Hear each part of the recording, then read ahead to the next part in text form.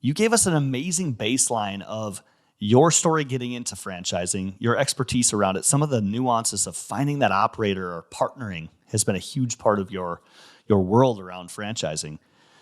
But I want to take this back and reverse engineer this thing. For what you know about franchising, if someone's sitting in front of you, which I'm sure you get, people come to you and say, hey, I've been thinking about getting into this franchise, or how do I find my first franchise, or even finding that brand, or what are some first steps? I always like to give people, some action items from listening to these. So I'll let you roll with that a little bit, Eric.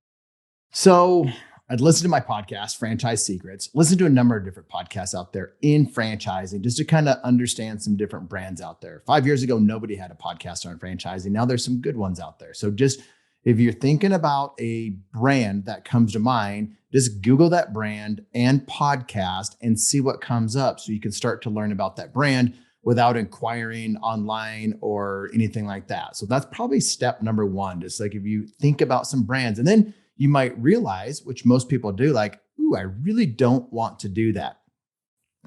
Some like if you're getting into the food business, you're probably going to be flipping burgers and doing some different things. And people, that's not, or you're dealing with low wage employees, high turnover, things like that. And you'd be like, ooh, I thought that looked cool having a really neat food brand or QSR or dessert thing, but I don't want high employee turnover.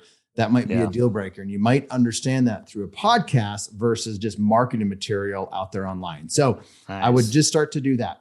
And then realize. Eric, go ahead. Real quick, I want to, you mentioned so there's curiosity around brands. And I think that's a huge part of this because there are a million franchises out there, right? So do you have you said you're into a lot of emerging brands. I'm wondering if you have any other tactics you use to look at different opportunities. So I'll get into tactics, but this is where everybody starts, Kyle. Everybody's like, I'm thinking about a Subway or a Five Guys or some of these different things. So do a little bit of research and listen to the founder or somebody there so you can really start to understand, is that what you want?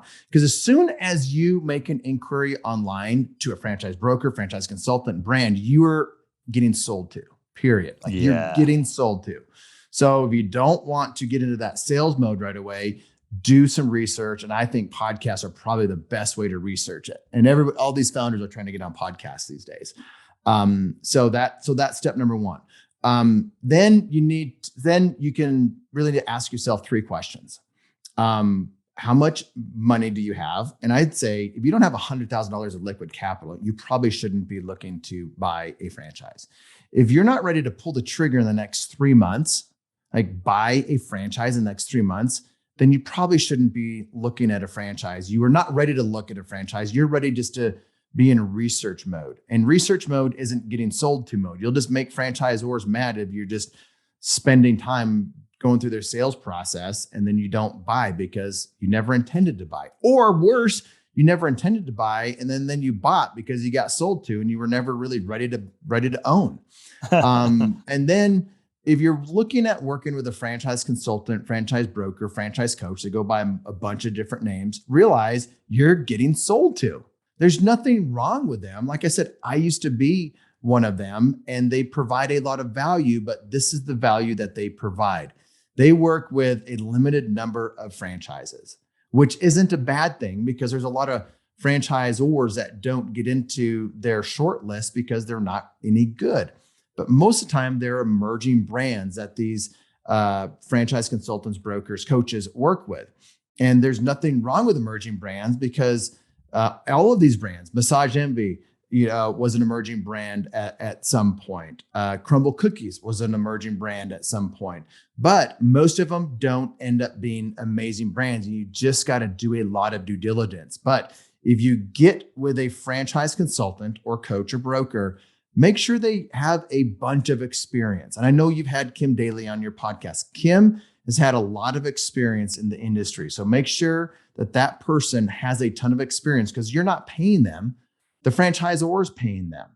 And so you may as well get one of the best. And if they were a real estate agent last month and a mortgage broker last year, and now they're a franchise consultant, move on. Don't work with them. Work with the amazing ones. So now you can be working with a franchise consultant. They'll give you a lot of really good information, educate you on franchising, but they're going to push you to the brands that they are helping you with because they're incentivized to do that. Or you go online, and online is just a disaster, Kyle. Like you'll get into these different funnels and everyone's generating leads online, and then they sell your name to different people. So don't fill out your name unless it's a brand that you're ready to really engage with. So that's kind of the tactics of like actually getting to the point if you're ready to buy in the next 3 months. And so why do I say ready to buy in 3 months? Because these franchisors are taking you through a sales process. And it really, in 2 to 3 months, you're at the end of that sales process and it's time to buy or go away. Just like with a real estate agent. Like if you're ready to look at a house, but you're not ready to buy for 2 years, like a real estate agent's going to hate you for that. And there's no need to be looking at houses. So just know that, like, engage in the sales process and when you're ready to buy it within 3 months. So now we can go into like, what do you actually do when you start investigating them? Or we can go the direction, like, what do you do when you're actually ready to open? It's up to you, buddy.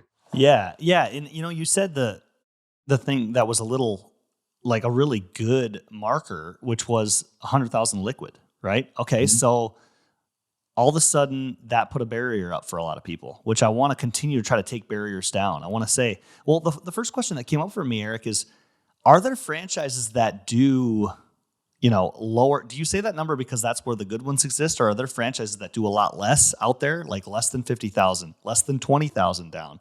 Or what's your thoughts on those? Yes, but that's an arbitrary number. That's not like the number that everybody needs to have, because there are going to be brands that will be less than that. But that's just, to start any business that's kind of with employees or maybe possibly brick and mortar or equipment based, you need to have a decent amount of money. So are there some that would be 50,000 all in? I'm sure that they're out there. They're few and far between. And you just got to think of the quality of that. So 100% there's going to be some that are less than that, but you want the franchisor to make money. Like you want to pay a decent franchise fee so they can provide you decent support. You want a franchise that doesn't just make a little bit off of you, make $100 or $200 or $300 a month off of you. Like that, you're paying them so they can grow the corporate office, so they can in turn invest back into you to help your business to be more successful. So the more that you make, the more that they make. And it's just, I see too many unsuccessful franchisors cutting too many corners, thinking they're actually helping their franchisees by not charging them very much, versus thinking about it like, if as value creation, if they're giving me $10,000, I need to make sure that they get $20,000 or $40,000 on that, a return on what they are giving to me as a franchisor. If you're only giving the franchisor $1,000 for the year, okay, you'll get a 2x or 3x return. That's not very much. So that's my problem with inexpensive franchise systems. It's not the level of support, from what I've seen. Not a blanket statement, but for the most part, the support is not there, especially for someone that needs a lot of support.